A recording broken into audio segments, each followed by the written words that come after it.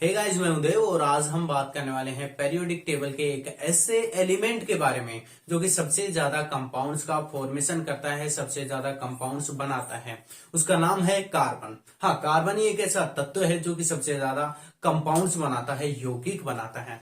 अगर इनके कंपाउंड्स की बात करें तो इसके लिए एक अलग से सब्जेक्ट चलती है केमिस्ट्री में, जिसे बोलते हैं ऑर्गेनिक केमिस्ट्री, कार्बनिक रसायन। ठीक है, उसमें हमें कार्बनिक पदार्थों के बारे में डिटेल से समझाया जाता है। लेकिन आज हम बात करेंगे केवल कार्बन के बारे में। और कार्बन के बारे में बात करें तो इसका एटॉमिक नंबर होता है 6 और इसका एटॉमिक वेट होता है 12। अगर इसके हाइब्रिडाइजेशन की बात करें, संकरण की बात करें, तो इसका संकरण होता है 1s2 2s2 2p2, यानी कि इसके लास्ट ऑर्बिटल में 4 इलेक्ट्रॉन्स होते हैं। तो 4 इलेक्ट्रॉन्स इसके लास्ट ऑर्बिटल में होते हैं, इसलिए ये केवल 4 ही बॉन्ड बना सकता है, 4 ही बंध बना सकता है। अगर किसी भी लिविंग ऑर्गेनिज्म की बात करें तो उसका पूरा का पूरा शरीर कोशिकाओं से मिलकर के बना होता है। और जो कोशिकाएं होती हैं वो कोशिकांगों से मिलकर बनी होती हैं, सेल ऑर्गन्स से मिलकर बनी होती हैं।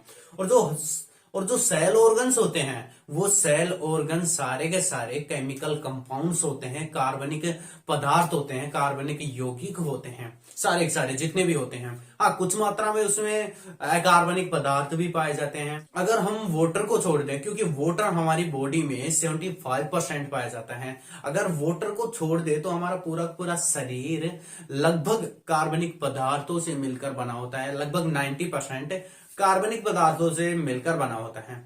अगर हम बात करें किसी भी सेल ऑर्गन, जैसे माइटोकॉन्ड्रिया होता है, गोल्जी कॉम्प्लेक्स होता है, भी सेल ऑर्गन होता है, वो सारे के सारे केमिकल, वो सारे के सारे ऑर्गेनिक कंपाउंड्स होते हैं, कार्बनिक पदार्थ होते हैं, कार्बनिक यौगिक होते हैं। ठीक है, ये हुए कार्बनिक यौगिक हमारे शरीर में किस तरीके से पाए जाते हैं, कितने पाए जाते हैं। तो अगर बात करें कार्बन की, तो कार्बन में के लास्ट ऑर्बिटल में 4 इलेक्ट्रॉन होते हैं, तो ये केवल 4 ही बॉन्ड बना सकता है, ये 4-5 बॉन्ड नहीं बना सकता, क्योंकि इसके लास्ट ऑर्बिटल में केवल 4 इलेक्ट्रॉन है।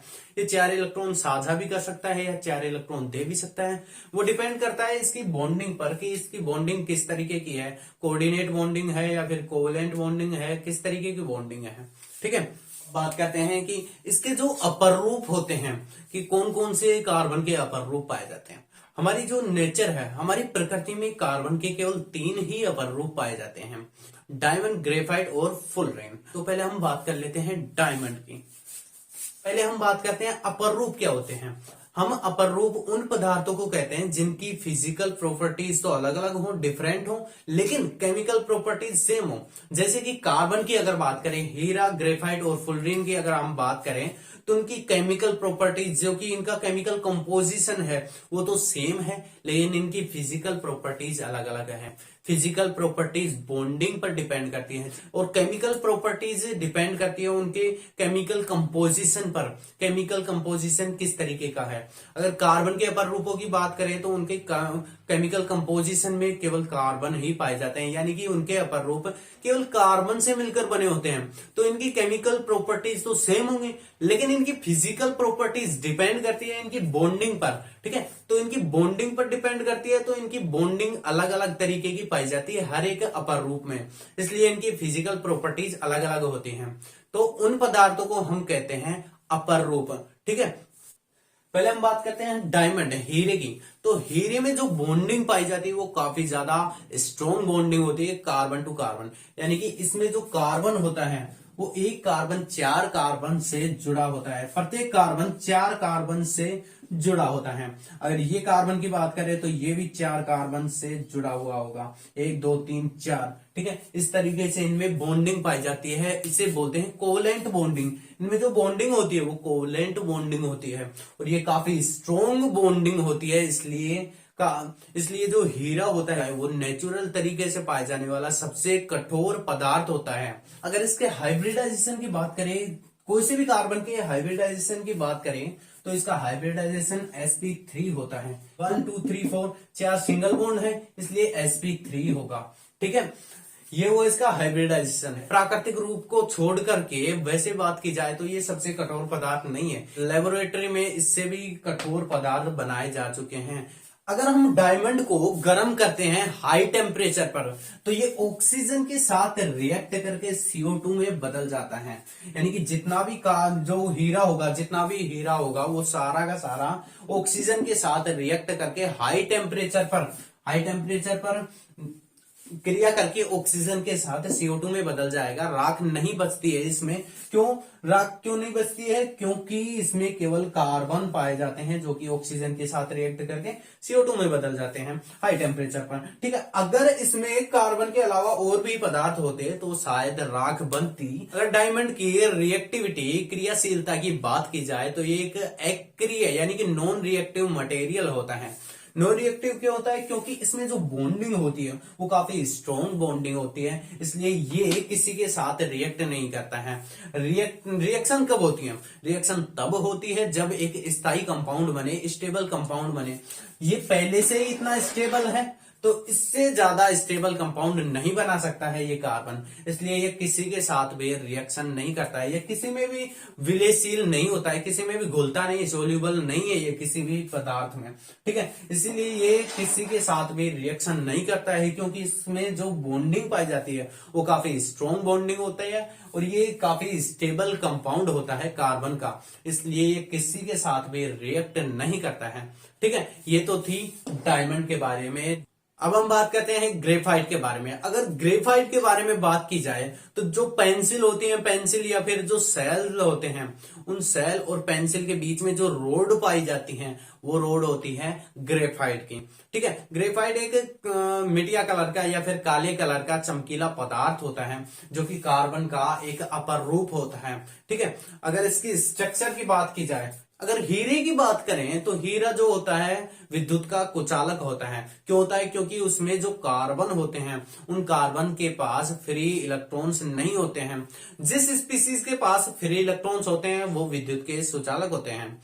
हीरे के पास फ्री इलेक्ट्रॉन्स नहीं होते, उसमें जो कार्बन होते हैं, एक कार्बन 4 के साथ बॉन्डिंग करता है, इसलिए कार्बन के पास कोई भी फ्री इलेक्ट्रॉन नहीं है। 4 इलेक्ट्रॉन थे इसके पास फ्री, वो चारों के चारों बॉन्ड बना लेते हैं। तो किसी भी कार्बन के पास फ्री इलेक्ट्रॉन्स नहीं होते हैं, इसलिए डायमंड जो होता है वो विद्युत का कुचालक होता है। अगर ग्रेफाइट की बात की जाए तो ग्रेफाइट के पास फ्री इलेक्ट्रॉन्स होते हैं, इसलिए ये विद्युत का सुचालक होता है। अगर इसके स्ट्रक्चर की बात की जाए तो इसका स्ट्रक्चर कुछ इस तरीके का होता है।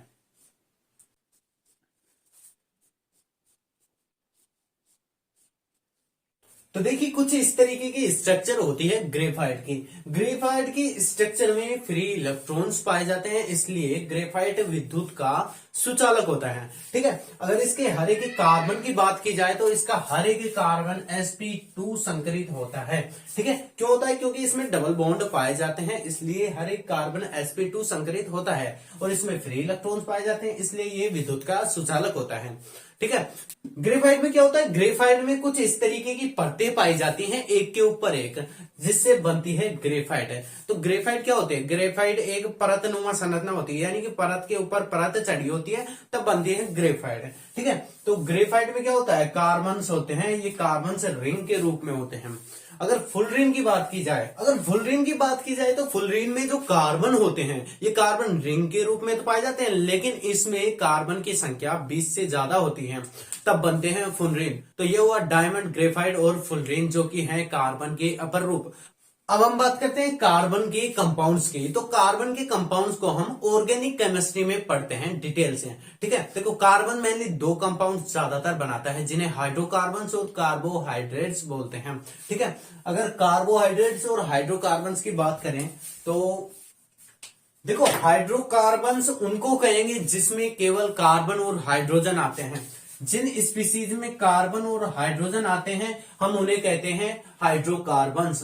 और कार्बोहाइड्रेट्स हम उन स्पीसीज, उन यौगिकों को कहते हैं जिनमें कार्बन, हाइड्रोजन, ऑक्सीजन ये तत्व पाए जाते हैं, तब उन यौगिकों को हम कार्बोहाइड्रेट्स कहते हैं। फॉर एग्जाम्पल के लिए जैसे कि हाइड्रोकार्बन्स की बात करें तो जैसे CH4 ये है मेथेन, इसे बोलते हैं मेथेन। ठीक है, CH4, methane, ethane, propane, butane, pentane, ये सारे के सारे हाइड्रोकार्बन्स हैं जो कि कार्बन और हाइड्रोजन से मिलकर के बने यौगिक होते हैं। अगर बात करें कार्बोहाइड्रेट्स की, तो कार्बोहाइड्रेट्स का जो एग्जाम्पल है वो लेते हैं हम C6H12O6। ठीक है, ये है ग्लूकोज, इसे बोलते हैं ग्लूकोज, जो कि कार्बन, हाइड्रोजन, ऑक्सीजन से मिलकर के बना होता है, और ये होता है कार्बोहाइड्रेट्स। ठीक है, कार्बोहाइड्रेट्स उन यौगिकों को कहते हैं जिनमें कार्बन, हाइड्रोजन, ऑक्सीजन पाए जाते हैं। जैसे मोनोसेकेराइड, पॉलीसेकेराइड, डाइसेकेराइड, ये सारे के सारे कार्बोहाइड्रेट्स होते हैं। ठीक है, अगर आपको इन चीजों के बारे में डिटेल से समझना है तो आप हमें कमेंट करके जरूर बताएं। ये वीडियो देखने के लिए धन्यवाद गाइस। अगर वीडियो अच्छी लगी तो लाइक, शेयर और सब्सक्राइब जरूर करें हमारे चैनल को। धन्यवाद, जय हिंद।